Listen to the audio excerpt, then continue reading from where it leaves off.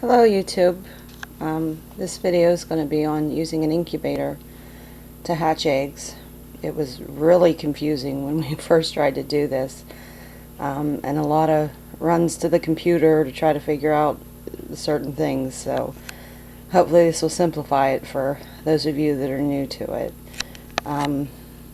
Every incubator is different, and the only thing I can tell you is about the one we have.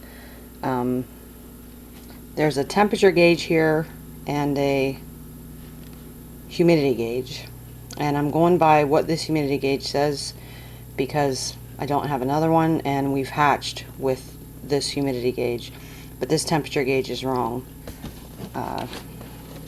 So we have a thermometer inside of it, and you want the temperature to be 99.5 the entire time you're hatching. And you want the humidity to be around 50-55%, and then increase it to 60-65% when they actually start to hatch. Now, one mistake we made is we have these two vent plugs here, and it said to remove one plug when the chicks start hatching, you remove one plug when they go on lockdown day 18. You remove the other one when the chicks hatch to help them dry off. What I didn't read is you're not supposed to remove this if you have the the fan kit with it. So I'll try to go through and simplify that as we do each step. So if you have a incubator that has two different vent plugs and the fan kit, I'll try to do step by step on what you need to do. Okay, so once your incubator temperature has been steady at 99.5 and the humidity is between 55 and 65, then you're going to want to put your eggs in. If you have an egg turner in your incubator, it makes it a lot easier. If you don't, you can mark the eggs, an X on one side and an O on the other, and then turn them at least 3 times a day. Some general guidelines are, like the incubator, if it has a fan and 2 vent plugs, those red plugs, you're going to want to remove one vent plug when the chicks begin to hatch. You're never going to remove both of them. If it doesn't have a fan, you're going to remove one when the hatching begins, and then remove the second one when they've all hatched to help them dry. When your chicks start hatching, all the eggs should hatch within 24 hours of the first one hatching. Now, from the time it first breaks the shell until the chick actually comes out can take up to 12 hours. So don't get worried if you see a little break in the shell and it's been, a couple hours. It can take them a while. Now, if there's no progress, once that chick first starts to come out and you see the hole, you see he's trying to get out and he's struggling, some people say don't help them. We've helped some and they actually lived, but you want to make sure there's no blood vessels and there's no yolk, because if they haven't absorbed all that, they're going to die, and you'll just end up doing more damage than helping. So I'll leave that up to you guys. If you want to help, if you don't want to help, that's just going to have to be your decision. Now, one really important thing that we messed up on the very first time we hatched is don't open the incubator until all your chicks have hatched.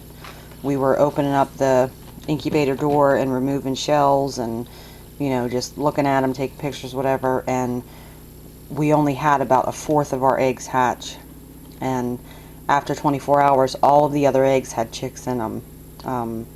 But I think the flux in the temperature from getting so cold and then back warm, and it was messing with the humidity, that prevented the other chicks from hatching. Now, with the kind of eggs you use, if you have your own hens and a rooster, what I've read, you can use eggs that have been in the refrigerator for up to 2 weeks, but that increases your chances of hatching roosters. So if you want meat birds, that's fine. If you want to replace your layer hens, try to use fresh eggs. And I just float them in a glass of water to make sure that they're still good. You know, you want the egg to sit flat like that. If it starts to tilt up or it floats, it's not going to hatch. And after they come out of the water, I'll take a paper towel and wipe a little bit of, you know, to get some stuff on them. But you don't want to scrub them, you want to leave the bloom on them. A lot of people say disinfect them, and if you want to do that, that's fine. But any eggs that you take out of the fridge, we have 4 here, you want to leave them set for at least 24 hours so they get room temperature, so they're nice and cool. Okay, now when you're putting your eggs in the incubator, you want to put them point side down, and that's not always easy to tell. You're just going to have to look at the egg and figure out which side is more pointy. It looks like that side to me has more of a point. That's if you're using the egg turner. If you're not, then you're just going to lay the eggs like that with your X and your O on them. And once you get all your eggs in,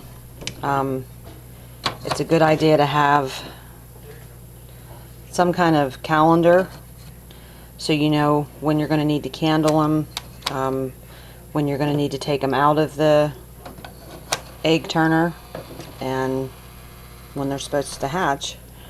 I mean, if you're really good with dates and stuff, then do it in your head, but I tend to forget things. Other things happen. So we'll get all the eggs in, and then the only thing you're going to need to do from now until it's time to candle is just make sure that there's some water in the reservoir down here. That helps with humidity. And you may have 2 channels, you may have 1 big channel. Mine actually has 2 that go across this way and then a big center one. I've never used the center one. I put water in the first one up here, and then after day 18 I'll put a little bit of water in the other just to help increase the humidity. So that's it. And brown eggs are a lot harder to candle. A lot of people get confused. We did, because it's like you can't see inside the egg.